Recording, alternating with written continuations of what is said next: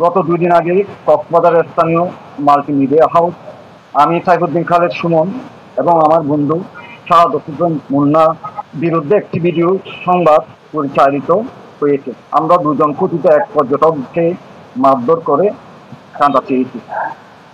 পুরো সংবাদে চাঁদাবাজি ছাড়াও আরও বেশ কিছু অভিযোগ তোলা হয়, যদিও কোনো অভিযোগের প্রমাণ উপস্থাপনা করেনি সংবাদ মাধ্যমটি। প্রমাণ ছাড়াই চাঁদাবাজির মতো স্পর্শকাতর অভিযোগ তুলেছেন মন গড়া কথা দিয়ে, যা সাংবাদিকতার নীতি পরিপন্থী। তাছাড়া 8 মিনিট 39 সেকেন্ডের ভিডিও রিপোর্টে এত বিশাল বিশাল অভিযোগ তোলা হলেও অভিযুক্ত হিসেবে আমি এবং আমার বন্ধু কোনো বক্তব্য নেই, যা অপসাংবাদিকতার চর্চা বলে আমরা মনে করি। পর্যটক দাবি করে বক্তব্য দেওয়া ব্যক্তিটি প্রকৃতপক্ষে পর্যটক ছিলেন।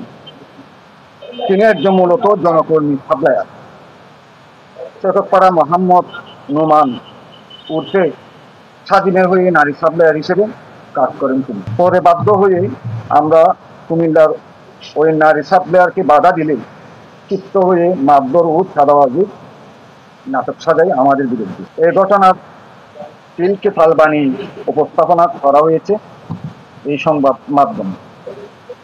মূলত প্রতিটা ব্যবসায়ীদের হয়ে অপপ্রচারে লিপ্ত হয়েছে তারা।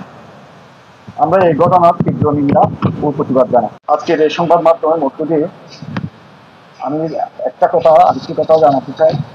এই আমাদের নামে যে অপপ্রচার, ভিত্তিহীন, উদ্দেশ্য প্রণোদিত যে সংবাদটা পরিবেশন হয়েছে, আমি আমার নেতা কর্মী, আমার এলাকাবাসী ভাই বন্ধুদের প্রতি অনুরোধ করবো, আপনারা এগুলো বিভ্রান্ত হবেন না, এগুলো সম্পূর্ণ মিথ্যা বানান। এবং সাথে সাথে সংবাদ মাধ্যমকে অনুরোধ করব, এরকম ভিত্তিহীন অপপ্রচার যাতে বাছাই না করে, যাতে কোনো ধরনের সংবাদ পরিবেশন করা না হয়, তাতে করে এই পর্যটকরা বিভ্রান্ত হবে, আমরাও বিভ্রান্ত একটা অবস্থা করব।